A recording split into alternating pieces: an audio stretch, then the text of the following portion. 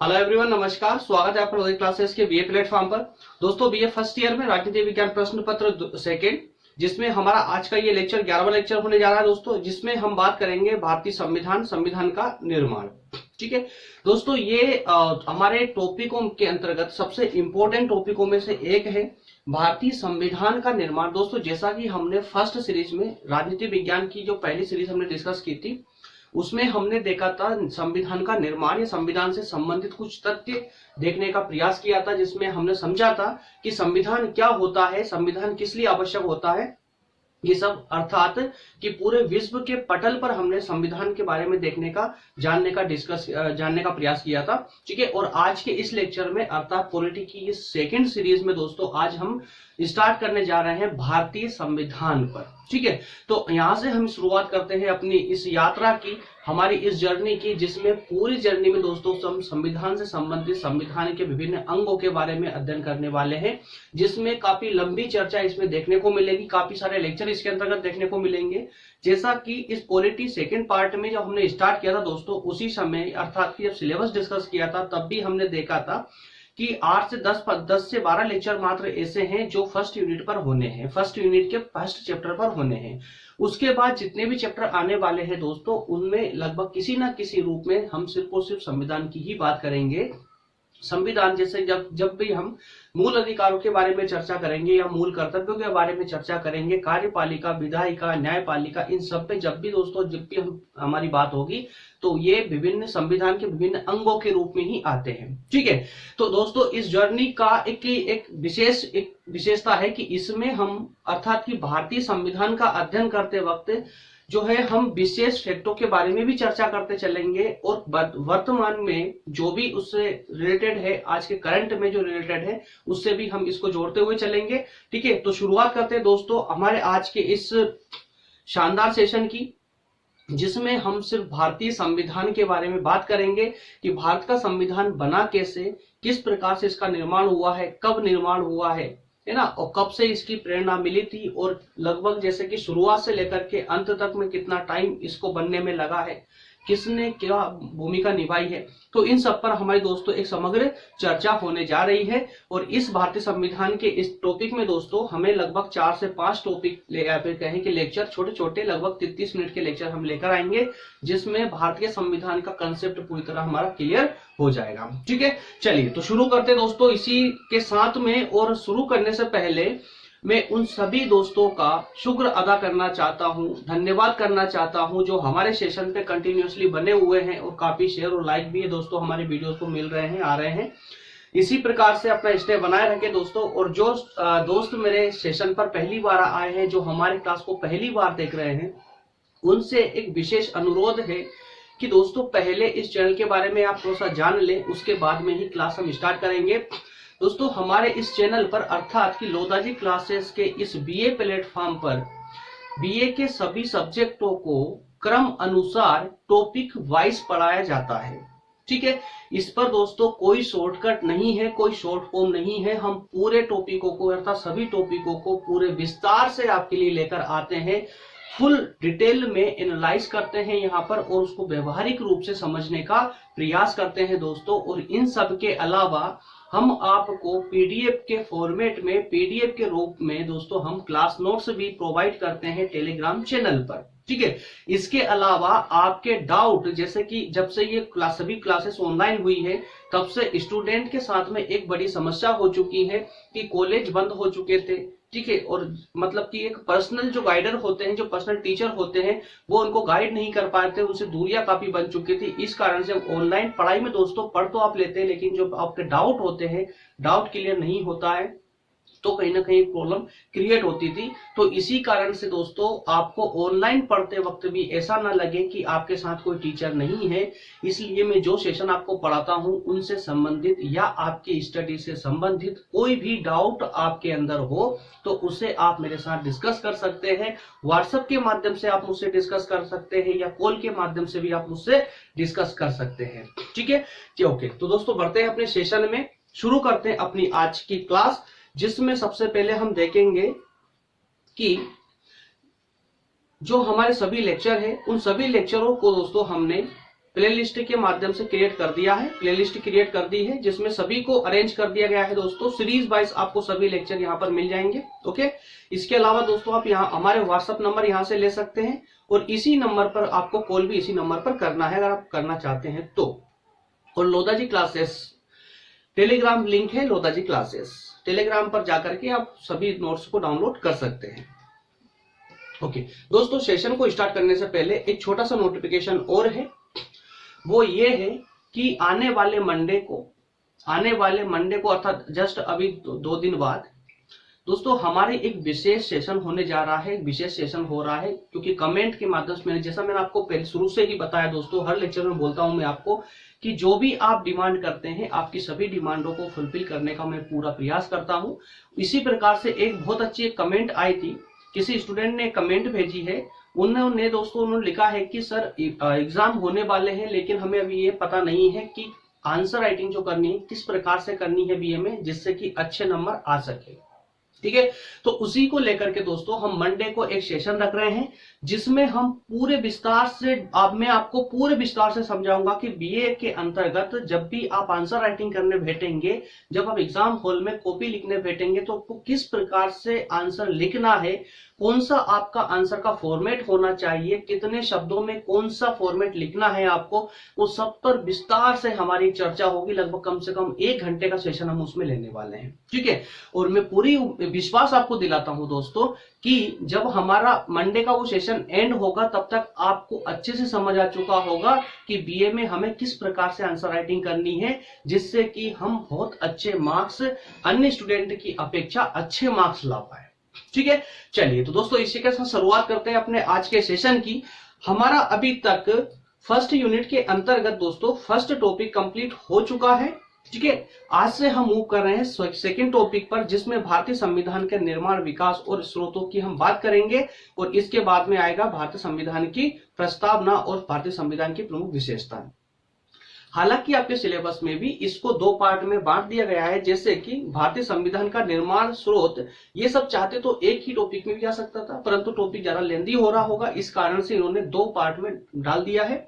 भारतीय संविधान का निर्माण किस प्रकार से हुआ, उसकी विकास की एक प्रक्रिया रही है, उसके बारे में हम चर्चा करेंगे। इसके स्रोत क्या है ना, स्रोतों को भी जानने का प्रयास करेंगे कि स्रोत होते क्या है, किनको स्रोत बोलते हैं, आखिर स्रोतों से किस प्रकार से एक संविधान को प्रेरणा प्राप्त होती है, किस प्रकार से एक संविधान को शक्ति प्राप्त होती है, मतलब क्या होते हैं स्रोत, सब कुछ बारे में हम अच्छे से हमारे इस आज की जर्नी में अच्छे से डिस्कस करने वाले हैं। ठीक है, बड़े दोस्तों अपने सेशन में। ओके तो चलिए सेशन को शुरू करने से पहले जान लेते हैं कि आज के इस लेक्चर में क्या क्या पढ़ने वाले हैं। आज के इस लेक्चर में क्या क्या पढ़ने वाले हैं दोस्तों, इस आज के लेक्चर में हम 3 कंसेप्टों पर बात करेंगे जिसमें सबसे पहला कंसेप्ट होगा हमारी व्याख्या पर हम एक समग्र चर्चा करेंगे कि भारतीय संविधान के निर्माण की व्याख्या क्या है, अर्थात कि उसका अर्थ क्या है, पूरी एक समग्र चर्चा हम इस पर करेंगे। इसके बाद देखेंगे भारतीय संविधान का निर्माण की जो प्रक्रिया रही है उसके बारे में, और फिर लास्ट में देखेंगे भारतीय संविधान के स्रोतों के बारे में। ठीक है, ओके तो इसी के साथ दोस्तों आ जाइए अब हमारी नेक्स्ट स्लाइड क्वेश्चनों पर। दोस्तों इसमें मैं आपके लिए कुछ इंपॉर्टेंट क्वेश्चन लेकर आया हूं। ये सभी क्वेश्चन या प्रश्न आपके एग्जाम हॉल में बैठ करके एनालाइज करने से बेहतर है कि आज इन क्वेश्चनों को आज ही एनालाइज कर ले, जिससे आप सब्जेक्ट अर्थात विषय से संबंधित किसी भी प्रकार की डिमांड को आप बहुत अच्छे से आज ही एनालाइज कर लें, आज ही समझ लें। प्रश्नों की प्रकृति को जो है केचअप करने का जो है आप एक गुण होता है वो गुण आपको प्राप्त हो जाए, आप सीख ले, वो ज्यादा उचित होगा दोस्तों। तो ये जो क्वेश्चन मैं आपके लिए स्लाइड में लेकर आता हूं उसका एक ही कारण होता है, इसके अलावा कुछ भी नहीं है। क्वेश्चन तो आपके पास भी बहुत सारे मिल जाएंगे दोस्तों, लेकिन जब हमने ये टॉपिक स्टार्ट किया है तो इस टॉपिक से संबंधित कितने संभावित क्वेश्चन बन सकते हैं, किस किस प्रकार से एग्जामिनर आपसे क्वेश्चन पूछ सकता है, ये सारे प्रयास में इसमें इसीलिए करता हूं ताकि आप प्रश्नों की प्रकृति को भली भांति रूप से समझ लें। ठीक है, जैसे कि पहले प्रश्न में दिया गया है कि निर्माण प्रक्रिया के बारे में पूछा गया आपसे कि संविधान की निर्माण की प्रक्रिया को समझाइए। ठीक है, उसका वर्णन कीजिए। सेकंड प्रश्न में है स्रोतों के बारे में कि भारतीय संविधान के प्रमुख स्रोतों का उल्लेख कीजिए। अर्थात देखिए, फर्स्ट में आपसे पूछा गया है निर्माण प्रक्रिया के बारे में। अब इस निर्माण प्रक्रिया को और किन किन नामों से जाना जा सकता है, इस पर भी हम एक चर्चा करेंगे, इसके अंतर्गत देखेंगे। इसके अलावा स्रोत और भारतीय संविधान उधार का थैला है, उधार का थैला है, इसको समझाइए। ठीक है, अब दोस्तों क्या होगा कि जो क्वेश्चन हम यहाँ डिस्कस कर रहे हैं, क्वेश्चनों की डिमांड हम यहाँ देख रहे हैं। जब हम टॉपिक पढ़ेंगे तो टॉपिक में जैसे ही दोस्तों ये वाला कंसेप्ट आएगा, वैसे ही हमारे माइंड में ये प्रश्न गूंजने लगेगा और प्रश्न की डिमांड समझ आने लगेगी कि यार हाँ, कि वहां पर उधार का थैला बोला गया था, तो भारतीय संविधान में उधार का थैला क्यों कहा जाता है। तो इस जब भी हम दोस्तों उस कंसेप्ट को पढ़ेंगे तो दिमाग में क्लिक होगा और हमारा माइंड पूरी तरह अलर्ट रहेगा और प्रश्न की प्रकृति के साथ साथ में दोस्तों उसकी सप्लाई की प्रकृति भी हम बहुत अच्छे से समझते चलेंगे। ठीक है, और इसी को बोलते हैं दोस्तों इंटरलिंकिंग क्वालिटी, कि एक प्रश्न को अर्थात एक कंसेप्ट को दूसरे कंसेप्ट के साथ इंटरलिंक करना। और जिस दिन आप एक टॉपिक को दूसरे टॉपिक से, दूसरे टॉपिक को तीसरे टॉपिक से, और एक सब्जेक्ट को दूसरे सब्जेक्ट से, एक समय काल की परिस्थितियों को दूसरे समय काल की परिस्थितियों से जिस दिन इंटरलिंकिंग करना सीख गए, समझ लेना दोस्तों कि आपको बीए में टॉप करने से कोई भी नहीं रोक सकता। ठीक है, बीए की एक सबसे बड़ी खूबसूरती यही है कि जो हम वहां लिख कर आते हैं ना, वो हमारा सिर्फ एक व्यवहारिक ज्ञान होता है, क्योंकि हम बीए में ज्यादा मेहनत नहीं करते, ज्यादा पढ़ते नहीं है। ठीक है, सिर्फ एक व्यवहारिक ज्ञान के आधार पर ही हम वहां आंसर राइटिंग करके आते हैं, जिससे भी हमें 50-60% जो है हमारे मार्क्स आ जाते हैं। ठीक, लेकिन अगर बीए की जो प्रकृति है, बीए की प्रकृति है दोस्तों विश्लेषणात्मक, अर्थात कि आपको सभी सब्जेक्टों पर विश्लेषण करना है। अगर आप विश्लेषणात्मक रूप से सभी सब्जेक्टों को अच्छे से पढ़ते हैं, उनका विश्लेषण करते हैं, सभी सब्जेक्टों को आपस में मर्ज कर लेते हैं, अगर ये क्षमता आपके अंदर आ जाती है, इंटरलिंकिंग क्वालिटी अगर आप जो है समझ जाते हैं कि क्या होती है, तो आपको बीए में टॉप करने से कोई नहीं रोक पाएगा, कोई नहीं रोक सकता, क्योंकि आप बीए की जो डिमांड है उसको फुलफिल कर पा रहे हैं, है ना। तो ये सब दोस्तों इसी के आधार पर ही होते हैं कि आप जो पढ़ रहे हैं उसका कंसेप्ट आपके माइंड में, अर्थात उस कंसेप्ट की डिमांड आपके माइंड में पहले से होना चाहिए कि आपको एक्चुअल में इस पूरे टॉपिक में से निकालना क्या है। ठीक है, चलिए तो ज्यादा टाइम को गवाए बिना बढ़ते अपने सेशन में दोस्तों, शुरू करते हैं व्याख्या। तो व्याख्या के अंतर्गत चलिए स्लाइड के माध्यम से ही समझते चलते हैं, क्योंकि ज्यादा कोई डिफिकल्ट कुछ ऐसा कुछ है नहीं है, बहुत आसान भाषा में आपके लिए मैं लेकर आया हूं स्लाइड भी। चलिए, किसी भी राष्ट्र की शासन व्यवस्था का संचालन करने के लिए संविधान की आवश्यकता होती है। भारत की शासन व्यवस्था का संचालन भी भारतीय संविधान के अनुसार ही किया जाता है। भारत के संविधान का निर्माण एक प्रतिनिधि सभा द्वारा किया गया, जिसे संविधान सभा कहा जाता है। दोस्तों, जैसा कि आप सभी जानते हैं, लगभग जो भी मेरी इस क्लास को देख रहे हैं उनमें 90% स्टूडेंट ऐसे हैं जो संविधान के बारे में लगभग इतनी बात तो जानते हैं, संविधान होता क्या है, व्यवहारिक रूप से तो जानते ही है। ठीक है, और वो 10% जिनको अभी भी बिल्कुल भी पता नहीं है कि संविधान एक्चुअल में क्या होता है। तो दोस्तों एक छोटी सी बात है, उसको व्यवहारिक रूप से समझ लीजिए तो आपको संविधान अच्छे से समझ आ जाएगा संविधान होता क्या है। दोस्तों कई बार आपने देखा क्या है कि हम किसी का एग्जांपल ना ले, हम अपने परिवार के, अपनी फैमिली का एग्जांपल लेते हैं। जैसे कि दोस्तों हमारे परिवार में जो भी बुजुर्ग होते हैं, जैसे पिताजी भी हो सकते हैं, दादाजी भी हो सकते हैं, नाना जी भी हो सकते हैं, कोई भी हो सकता है, एक बड़ा व्यक्ति घर में, ठीक है, जो पूरे घर को चलाता है, पूरे घर को लीड करता है। अब उनके अनुसार ही पूरा घर चलता है उस समय में, या आज के समय में भी, मतलब पूरा घर जो चलता है उनके नियमों के अनुसार ही चलता है। अब उनके नियम ऐसे हो सकते हैं कि भैया कोई भी शाम की 7 या 8 बजे के बाद में नहीं आएगा घर पर, है ना। घर का कोई भी सदस्य अगर घर से बाहर है, मार्केट में है, कहीं पर भी है, तो शाम को 7 बजे से पहले उनकी एंट्री हो जानी चाहिए घर में। नाइट में 10 बजे के बाद कोई बाहर नहीं जाएगा, 7 बजे बाद कोई बाहर नहीं जाएगा, या कई प्रकार के ऐसे नियम होते हैं।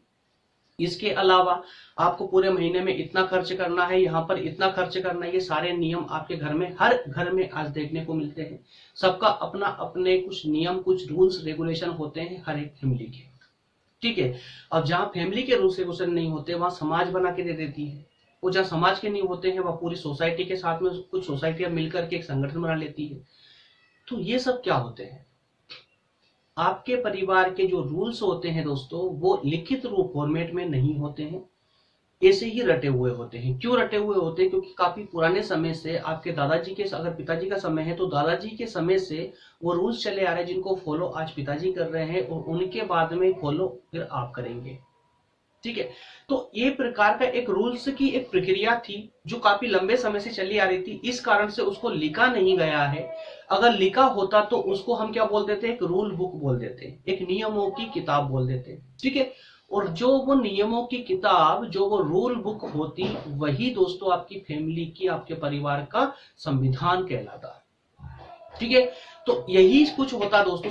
संविधान कोई बहुत बड़ी बात नहीं है। संविधान कुछ भी नहीं है कि एक पूरे देश को चलाने के लिए देश में क्या नियम कायदे होंगे, क्या रूल्स होंगे, कौन क्या काम करेगा, कौन क्या नहीं कर सकता है, ये सारे नियम रूल्स जहां पर लिखे होते हैं वही संविधान होता है, उसी को संविधान कहते हैं।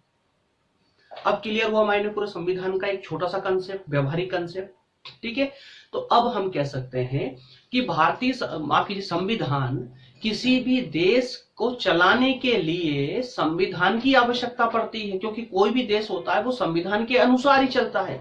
जिस किसी देश में भी संविधान है वो पूरा देश संविधान के अनुसार ही चलेगा। उसमें प्रशासन का हर एक अंग संविधान के हिसाब से ही अपना कार्य करेगा।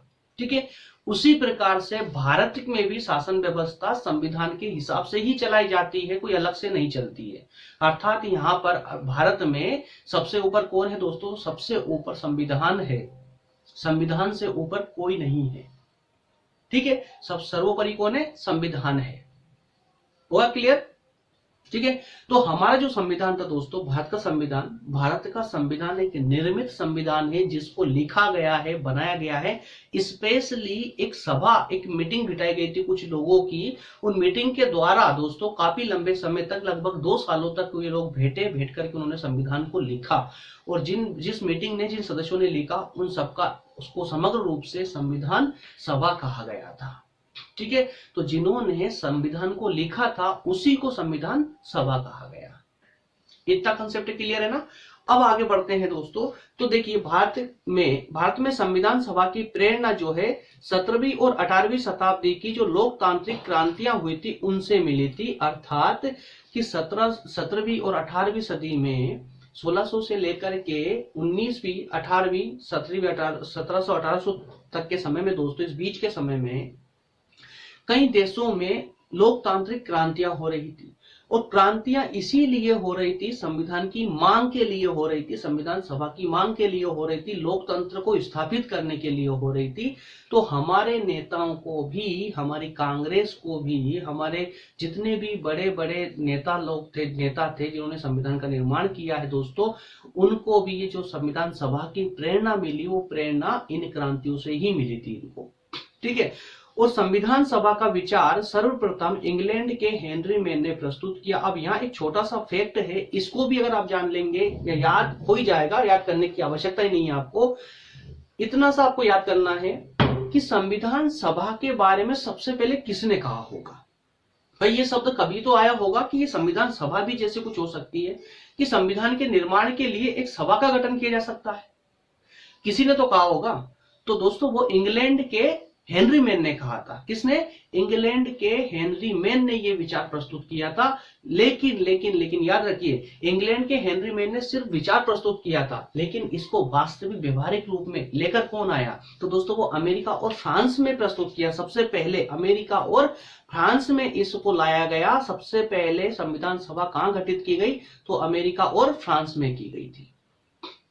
क्लियर है? सबसे पहले किन्होंने ये विचार, किसने प्रस्तुत किया?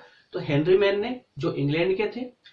ठीक है, सबसे पहले इसका प्रयोग कहां किया गया, अर्थात कि संविधान सभा सबसे पहले कहां बनी? तो अमेरिका और फ्रांस में बनी। ठीक है, चलिए अब व्याख्या के साथ में दोस्तों अब थोड़ा सा इसका कंसेप्ट, इसको और अच्छे समझ लेते हैं कि इसी व्याख्या के तहत ही भारत में भी, अब देखिए संविधान के बारे में हमने डिस्कस किया, अब संविधान सभा पर चर्चा हमारी चल रही है। तो संविधान सभा की चर्चा के अंतर्गत हमने ये देख लिया कि यार भारत को, अर्थात भारतीय नेताओं को संविधान सभा की प्रेरणा कहां से मिली थी? तो 1700-1800 की जो शताब्दी थी, उस समय से जो लोकतांत्रिक क्रांतियां हो रही थी उनसे प्राप्त हुई थी। ठीक है। इसके बाद में हमने फिर उसके बाद डिस्कस किया कि हेनरी मैन जो इंग्लैंड के थे, हेनरी मैन, उन्होंने संविधान सभा का जो विचार था वो प्रस्तुत किया था और अमेरिका और फ्रांस में सबसे पहले इसको अपनाया गया था। ठीक, अब इस पूरी यात्रा के तहत ही अब हम बात करेंगे संविधान सभा के बारे में ही कि भारत में संविधान सभा की मांग किस प्रकार से प्रारंभ होती है दोस्तों। और अगर वास्तविक अर्थों में देखा जाए तो हमारा टॉपिक अब स्टार्ट होता है भारतीय संविधान के निर्माण का, क्योंकि भारतीय संविधान का निर्माण जो है दोस्तों संविधान सभा के निर्माण से ही प्रारंभ हो चुका था। ठीक है, तो भारत में संविधान सभा की मांग कब से उठती है, जरा इसको एक नजर में आप देख लीजिए। भारतीय संविधान सभा की मांग के तहत सबसे पहले दोस्तों 1895 में 1895 में तिलक के द्वारा स्वराज विधेयक प्रस्तुत किया गया था। अब जरा इसको समझिए क्या था। 1895 में तिलक ने सबसे पहले स्वराज विधेयक प्रस्तुत किया था, जिसमें कहीं ना कहीं संविधान सभा की झलक दिख रही थी। उन्होंने कांग्रेस में मांग की थी तिलक ने कि साहब अगर हम भारत को स्वतंत्रता दिलाना चाहते हैं, अगर भारत में स्वशासन लाना चाहते हैं, तो उसके लिए एक सरकार भी गठित होगी। जब सरकार गठित होगी, सरकार किन आधारों पर कार्य करेगी, तो भाई सरकार के लिए उस शासन को चलाने के लिए एक संविधान भी चाहिए, और उस संविधान को लिखने के लिए दोस्तों एक सभा भी तो होनी चाहिए। कौन लिखेगा संविधान को, तो उसके लिए सभा का एक विचार था। तो हम ये कह सकते हैं कि पूरे विश्व पटल पर अगर देखें तो हेनरी मैन ने सबसे पहले संविधान सभा का विचार प्रस्तुत किया था। लेकिन अगर भारत में देखें तो भारत में संविधान सभा का सबसे पहले जो विचार प्रस्तुत किया था वो तिलक ने किया था। ठीक है, और इसी के साथ में जब गांधी जी का आगमन होता है भारत की राजनीति में दोस्तों, तो 20वीं सदी में ही महात्मा गांधी ने भी तिलक के इन विचारों को समर्थन दिया। ठीक है, और 1924 में मोतीलाल नेहरू ने भी ब्रिटिश सरकार के सम्मुख संविधान सभा के निर्माण की मांग स्पष्ट तौर पे रख दी। ठीक है, तो कहानी कहां से स्टार्ट होती है भारत में, 1895 से, तिलक के समय से। ठीक है, और इसको वास्तविक रूप कहां मिल पाता है, अर्थात कि वास्तविक रूप से एक मांग के रूप में कहां पर आ पाती है, तो दोस्तों 1924 में मोतीलाल नेहरू के द्वारा ये आ पाती है, जब ब्रिटिश सरकार के सम्मुख स्पष्ट तौर पर एक मांग रखी गई थी संविधान निर्माण की। क्लियर, जो फिर आगे चलकर 1940 में जाकर के दोस्तों ये सभा बन पाती है ना। चलिए, इसी में आपको देखने को मिलेगा सब कुछ। 1936 में कांग्रेस की जो लखनऊ बैठक थी दोस्तों, उसमें संविधान सभा का अर्थ और महत्व की व्याख्या की गई थी। मतलब एक इस प्रकार से संविधान सभा गठित की गई थी, संविधान की बैठक हुई थी। तो 1936 में कांग्रेस की जो विभिन्न मीटिंगें होती थी, बैठकें होती थी, उसी को कहते हैं कांग्रेस अधिवेशन। तो लखनऊ में जो अधिवेशन हुआ था कांग्रेस का, उसमें बात की गई थी संविधान के अर्थ और व्याख्या की पर चर्चा की गई थी। इसके बाद में 1940 में पाकिस्तान प्रस्ताव के लिए भी संविधान सभा की मांग प्रस्तुत की गई थी अंग्रेज सरकार अर्थात ब्रिटिश सरकार के सम्मुख। क्लियर है। चलिए, ये तो एक नॉर्मल फंडे थे, इसमें कोई ज्यादा आपको डिफिकल्टीज होनी नहीं चाहिए, है ना। छोटी छोटी सी बातें हैं दोस्तों, इनमें कुछ डेट को आपको याद रखनी है ना, और कुछ नहीं भी रखेंगे तो भी चलेगा।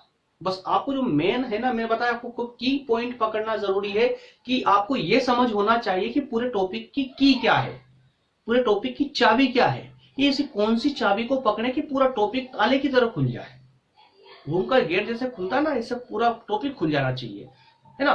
तो वो चाबी, उस की को पकड़ना सीखे दोस्तों। ठीक है, चलिए 1940 में 1940 में ब्रिटिश सरकार ने संविधान सभा की मांग को स्वीकार कर लिया।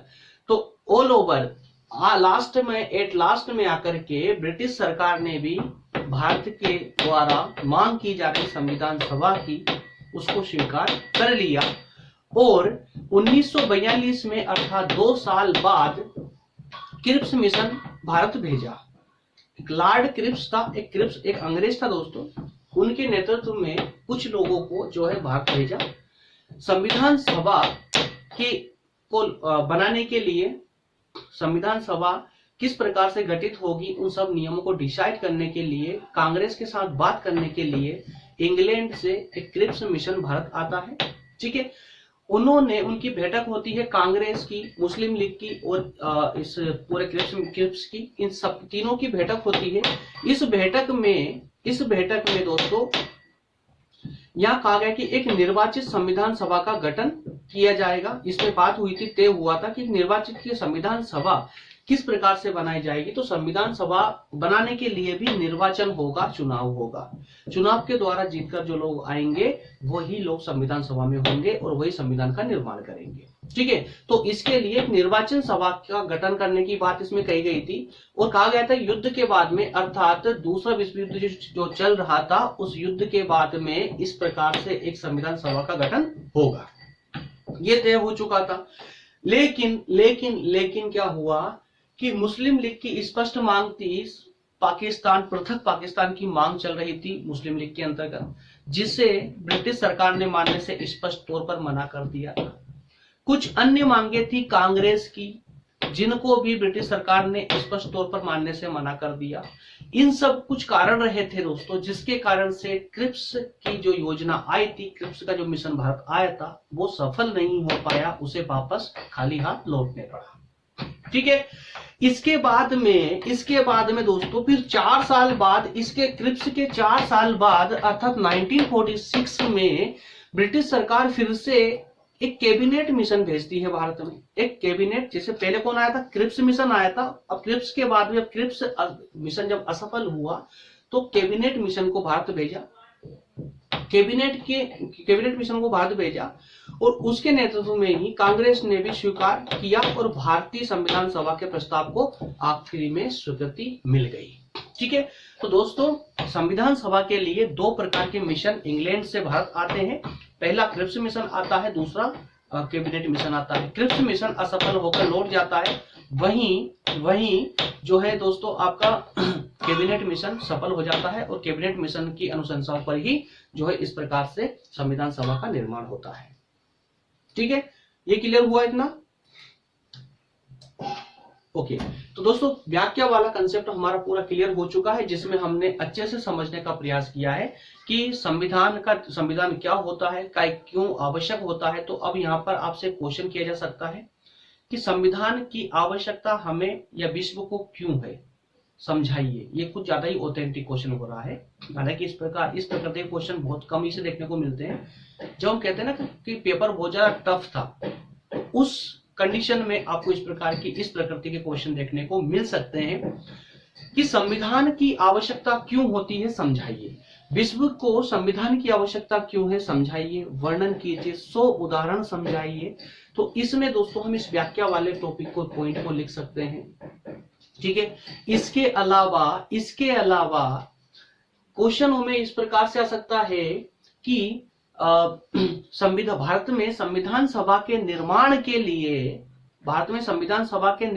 लिए क्रिप्स मिशन असफल हुआ था, वहीं कैबिनेट मिशन सफल हुआ था, व्याख्या कीजिए। ठीक है, तो इस प्रकार से भी आपसे क्वेश्चन पूछे जा सकते हैं। तो यहाँ पर आप कुछ कारणों को बता सकते हैं जिससे क्रिप्स मिशन असफल हुआ था और कैबिनेट मिशन सफल हुआ था। ठीक है, तो कई प्रकार दोस्तों सब टॉपिक को अगर आप व्यवहारिक तौर पर समझेंगे तो कोई सा भी क्वेश्चन आपसे टॉपिक के अंतर्गत नहीं छूटने वाला है, कंप्लीटली नहीं छूटने वाला है दोस्तों। ठीक है, चलिए अब सेकंड पर हम बात करेंगे। व्याख्या वाला कंसेप्ट हमारा क्लियर होता है। अब बात करेंगे संविधान निर्माण की। दोस्तों संविधान निर्माण की, भारत का संविधान का निर्माण अब किस प्रकार से होता है। संविधान सभा का निर्माण तो हमने कर लिया। संविधान सभा के निर्माण के लिए एक निर्वाचन होता है, उस निर्वाचन के माध्यम से संविधान सभा का निर्माण होता है। हालांकि ये एक शॉर्ट अध्ययन था। डिटेल में अगर हम जाएंगे दोस्तों तो डिटेल में संविधान सभा का निर्माण ही बहुत बड़ा कंसेप्ट, बहुत बड़ा टॉपिक है। लेकिन बीए के अंतर्गत आपको इतना बहुत ज्यादा है, पर्याप्त है, जितना मैंने आपको अभी प्रेजेंट किया है, जितना बताया है। ठीक है, नहीं तो संविधान सभा के लिए आपको इसका निर्वाचन के बारे में भी पढ़ना होगा कि किस प्रकार से निर्वाचन कहाँ किया गया। तो 3 चीजें रखी गई थी वहां पर दोस्तों। 3 चीजों में यह रखा गया था कि जो निर्वाचन होने हैं वो उन प्रांतों में होंगे जहां पर अंग्रेज सरकार का स्पष्ट तौर पर जो है वहां पर अधिकार था। ठीक है, और जहां पर देसी रियासतें थी, जहां देसी रियासतें थी वहां पर उन राजाओं के अनुसार उनको अपॉइंट किया जाएगा। ठीक है, तो इस प्रकार से अलग अलग जगह के लिए अलग अलग कुछ तरीके थे भारतीय संविधान सभा में आने के। उस समय में मुस्लिम लीग ने संविधान सभा में शुरू में भाग नहीं लिया था, लेकिन बाद में आकर के भाग लिया। जब चुनाव हुए थे तो उसमें काफी ज्यादा सीटें कांग्रेस को मिलती है, मुस्लिम लीग को नाम मात्र की सीटें मिलती है। इस कारण से मुस्लिम लीग नाराज हो जाती है और वो जो है संविधान सभा में भाग लेने से स्पष्ट इनकार कर देती है। उसके बाद में प्रत्यक्ष कार्यवाही की घोषणा कर देते हैं मुस्लिम लीग वाले। तो और फिर उस प्रकार से वो जो हिंदुस्तान और पाकिस्तान का जो प्रथम दंगा हुआ था 1947 में 6 में, वो सब देखने को मिलता है। तो दोस्तों ये सारी लंबी कहानी है पूरी, है ना, जिसमें जाने की हमें अभी आवश्यकता नहीं है। जो मोटा मोटा जो तौर था, जो हमें समझना था, उतना हम क्लियर कर चुके हैं। ठीक है, अब हम बात करेंगे कि भारत का संविधान का निर्माण की जो प्रक्रिया थी वो प्रक्रिया क्या रही थी, वो प्रोसेस क्या रही थी। तो उस प्रोसेस को अब हमें बहुत अच्छे से दोस्तों समझना है और एक माला के मोतियों की तरह क्रम अनुसार, पूरा क्रम अनुसार इसको प्रोते चलना है। पूरी डेट वाइज को हमें याद रखना है, पूरा करना है। अगर आपने इस कंसेप्ट की पूरी डेट वाइज अगर आपने पूरे फैक्ट याद रख लिए तो यकीन मानिए दोस्तों पूरा कंसेप्ट, पूरा टॉपिक, यही टॉपिक नहीं, आगे आने वाले कई सारे टॉपिक जो संविधान से संबंधित है सब आपके क्लियर होते चलेंगे। चलिए शुरू करते हैं इसी के साथ में। 1946 में संविधान सभा का निर्वाचन होता है। कब होता है दोस्तों? 1946 में, 1946 में। कैबिनेट मिशन के बाद में जो है 1946 में संविधान सभा का निर्वाचन होता है। और उस निर्वाचन में कांग्रेस को भारी बहुमतों से विजय मिलती है, भारी मतों से विजय मिलती है। और इस प्रकार से एक संविधान सभा का निर्माण होता है। और संविधान सभा का निर्माण होने के बाद में संविधान सभा की पहली बैठक होती है दोस्तों 9 दिसंबर 1946 में। 9 दिसंबर 1946 में जो है संविधान सभा की पहली बैठक होती है। ठीक है, और उस पहली बैठक, जैसे ही बैठक होती है पहली बैठक, उस पहली बैठक में जो अध्यक्ष बनाए गए थे वो अध्यक्ष थे दोस्तों सच्चिदानंद सिन्हा। अब इनको किस आधार पर अध्यक्ष बनाया गया था? तो वो बनाया गया था दोस्तों उम्र के आधार पर, प्रौढ़ता के आधार पर, वरिष्ठता के आधार पर, कि उस पूरी सभा में जो सबसे ज्यादा वरिष्ठ था उसको अध्यक्ष बना दिया गया था। ठीक है, टेम्परेरी अस्थायी अध्यक्ष बनाया गया था। कब बैठक पहली हुई थी दोस्तों? तो 9 दिसंबर 1946 को, है ना, पहली बार संविधान के लिए एक सभा का आयोजन हुआ था। ये तो भारतीय संविधान का निर्माण, जिसमें देखा हमने अभी तक कि 1946 में संविधान सभा का निर्वाचन होता है और 9 दिसंबर 1946 को संविधान सभा की पहली बैठक होती है, जिसमें अस्थायी अध्यक्ष नियुक्त किया गया था सच्चिदानंद सिन्हा को। ठीक है, और जो है ये वरिष्ठता के आधार पर किया गया था कि जिनकी सबसे ज्यादा उम्र थी उनको नियुक्त कर दिया गया था। फिर इसके 2 दिन बाद अर्थात 11 दिसंबर 1946 को स्थायी अध्यक्ष नियुक्त किए गए और वो थे राजेंद्र प्रसाद जी। ठीक है, जो हमारे प्रथम राष्ट्रपति भी रहे हैं। ठीक, इसके बाद में दोस्तों, इसके ठीक 2 दिन बाद, कब? जब राजेंद्र प्रसाद जी को अध्यक्ष नियुक्त किया गया था, इसके ठीक 2 दिन बाद अर्थात 13 दिसंबर 1946 को जवाहरलाल नेहरू जी के द्वारा एक उद्देश्य प्रस्ताव प्रस्तुत किया जाता है। क्या किया जाता है? एक उद्देश्य प्रस्ताव प्रस्तुत किया जाता है। जवाहरलाल नेहरू के द्वारा ये उद्देश्य प्रस्ताव प्रस्तुत किया जाता है।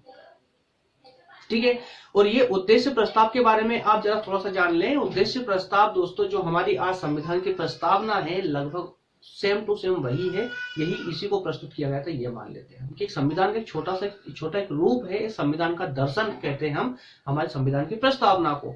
ठीक है, तो इस प्रकार से उद्देश्य प्रस्ताव प्रस्तुत किया गया था जवाहरलाल नेहरू के द्वारा।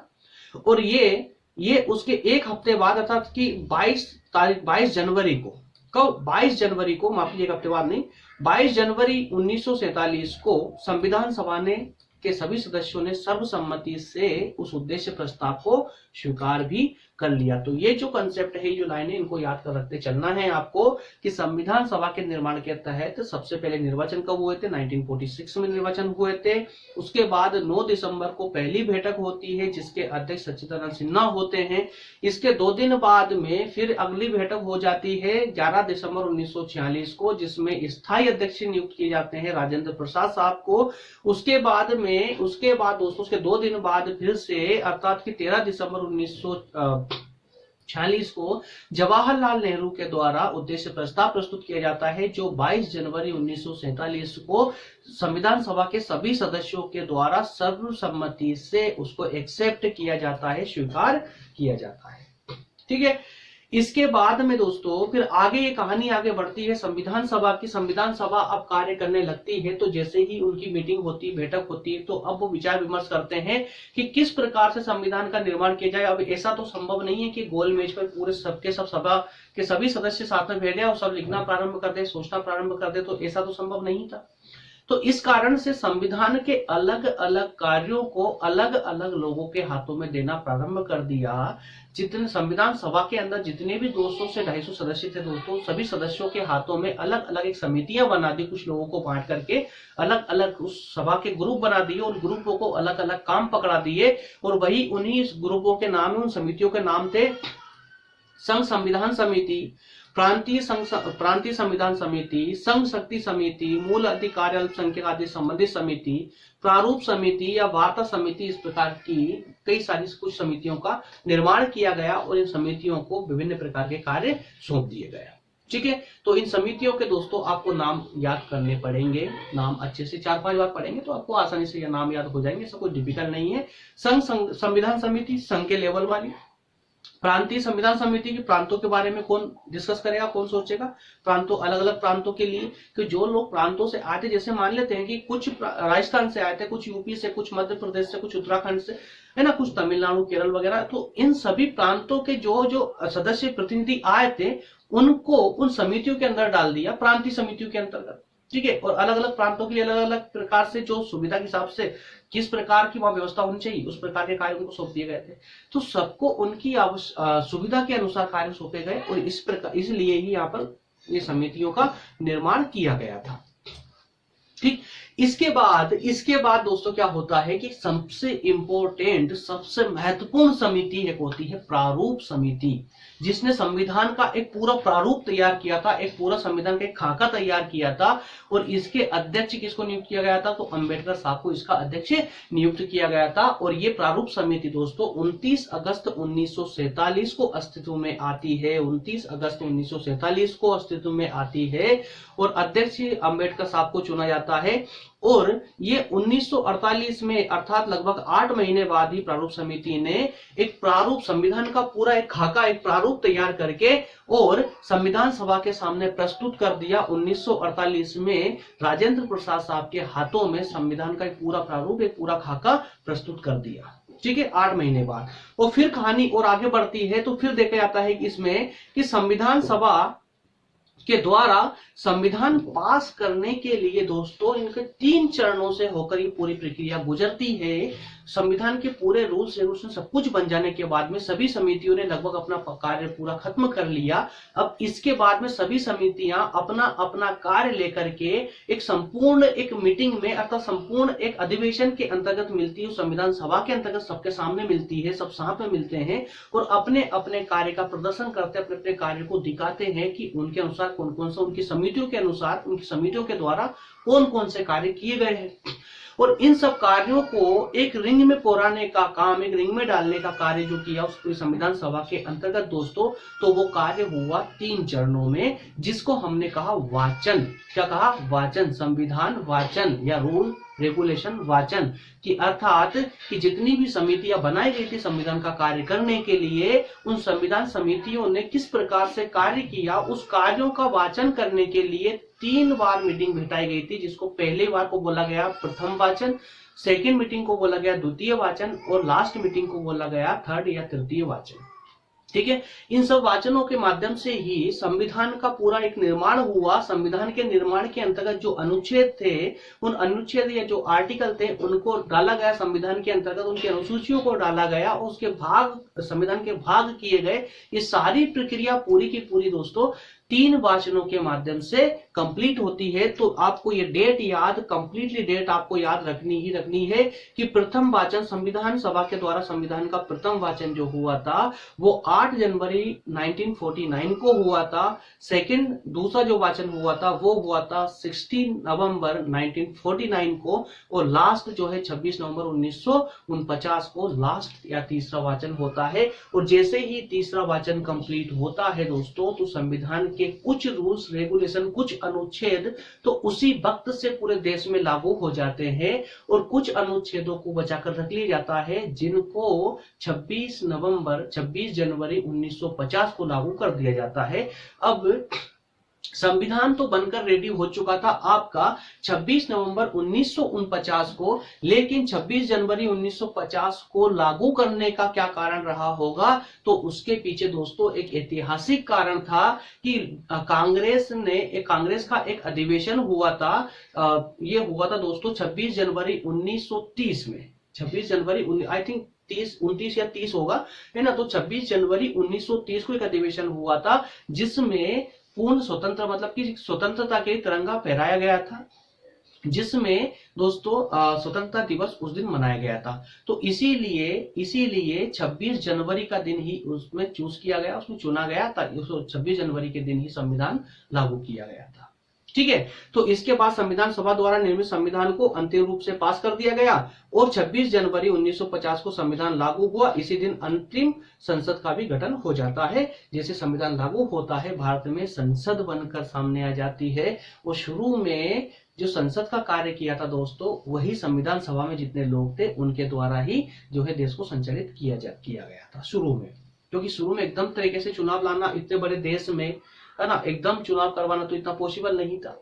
इस कारण से क्या किया कि जो संविधान सभा थी वो भी चूंकि निर्वाचित होकर ही आए थे, तो उन संविधान सभा के लोगों ने ही संसद का कार्य संभाल लिया और उसी को बोला गया अंतरिम संसद। ठीक है, यहां तक की पूरी कहानी क्लियर है। अब इसके बाद में दोस्तों संविधान निर्माण, ये एक फैक्ट है, इसको आपको पढ़ना ही पढ़ना है, याद भी कंप्लीटली रखना है। कुछ ज्यादा डिफिकल्ट नहीं है, सिंपल सा है कि भारत का जो संविधान बना था ना, वो 2 वर्ष 11 माह 8 दिन 2 वर्ष 11 माह 8 दिन में कंप्लीट हुआ था।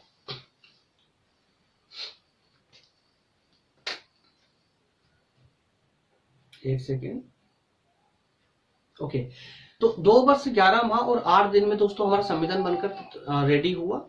इसके बाद में संविधान जो बना था उस समय में इस पूरे संविधान की पूरी प्रक्रिया में संविधान सभा की टोटल बैठकों में जितना भी खर्चा हुआ, वो खर्चा था दोस्तों उस समय का 64 लाख रुपए। और जब संविधान बनकर तैयार हुआ था तो संविधान कुछ अलग था। यार देखिए, बेसिकली आप समझ सकते हैं इस चीज को कि अगर हम 1947 या 1950 की बात करें तो उस समय की भारत की परिस्थितियां कुछ और रही होगी, लेकिन आज 2021 आज की परिस्थितियां कुछ और है ना, और आने वाले 100 साल बाद परिस्थितियां कुछ और होगी। तो संविधान में चेंजेस होना भी आवश्यक है। तो जैसे ही संविधान बना उसके जस्ट बाद में ही संविधान में संशोधन होना भी शुरू हो चुके थे। तो उस समय संविधान का रूप कुछ अलग था और आज संविधान का रूप कुछ अलग है। तो उस समय शुरुआत में जो संविधान का रूप था उसको हम बोलेंगे मूल संविधान। मूल संविधान अर्थात कि संविधान सभा के द्वारा जिस रूप में संविधान को बनाया गया था उसे हम बोलेंगे मूल संविधान। और उस मूल संविधान में दोस्तों कितने भाग थे? 22 भाग थे, 395 अनुच्छेद थे और 8 अनुसूचियां मौजूद थी। ठीक है, 8 अनुसूचियां मौजूद थी। लेकिन जब अगर आज आप बात करेंगे तो आपको भाग 22 की जगह 24 से 27 तक देखने को मिल जाएंगे। अनुच्छेदों की बात करेंगे तो जहां आज 395 अनुच्छेद मूल संविधान में थे, आज 498 के आसपास पहुंच जाएंगे। इसके अनुसूचियों की बात करोगे तो वो अनुसूचियां दोस्तों बेसिकली पहले 8 थी, मूल संविधान में 8 थी, आज 12 हो चुकी है। लेकिन एक बात आप विशेष याद रखिए, अनुच्छेद भले ही 498 हो चुके हैं लेकिन वो इस प्रकार नहीं हुए हैं। जैसे कि पहले 395 थे, 1 2 3 4 5 इस प्रकार से होंगे। तो अब जो उनमें जो बढ़ाया गया है, जो 498 हुए हैं ना, वो ऐसे नहीं हुए हैं कि आगे के क्रम को उन्होंने नहीं बढ़ाया, बल्कि जो 1 2 3 4 थे ना, जैसे 1, तो 1 से संबंधित एक अनुच्छेद बढ़ाना है तो 1.1 कर दिया, 1.2 कर दिया, 1.3 कर दिया, इस प्रकार से बढ़ाया है ताकि मूल जो संविधान था उसमें ज्यादा हस्तक्षेप ना हो, ज्यादा गड़बड़ ना हो, जिससे समझने में डिफिकल्टीज आए।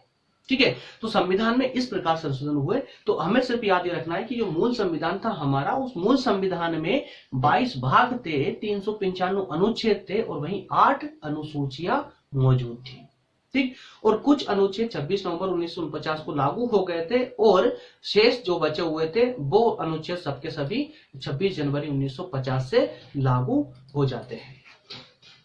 ठीक है, तो इस प्रकार से दोस्तों हमारे भारतीय संविधान के निर्माण की ये पूरी जर्नी हमारी समाप्त होती है। बताइए सेशन कैसा लगा? अगर अच्छा लगा है तो आपको पता क्या करना है। इसके बाद में दोस्तों बने रहे सेशन में, और पूरा प्रयास है मेरा कि जल्दी से इस पॉलिटिक को हम समाप्त कर ले, क्योंकि एग्जाम अब बिल्कुल आ चुके हैं, नजदीक है। मतलब कि अलग अलग स्टेट में, अगर हम एमपी की बात करें दोस्तों, शायद मार्च अप्रैल तक ही होने की संभावना है। राजस्थान में भी शायद मार्च तक होने की संभावना है। इस पर अलग अलग स्टेट में नोटिफिकेशन अलग अलग रूप से जारी किया जाता है। इस कारण से अभी भी कुछ, जैसे कि अब दिसंबर के एंड तक भी संभावना है कि एग्जाम होना प्रारंभ हो जाए, जनवरी में तो हो ही जाएंगे कुछ स्टेट में। तो इस कारण से हम पॉलिटी को जल्दी समाप्त करके इकोनॉमी और हिस्ट्री को जल्दी लेकर आए।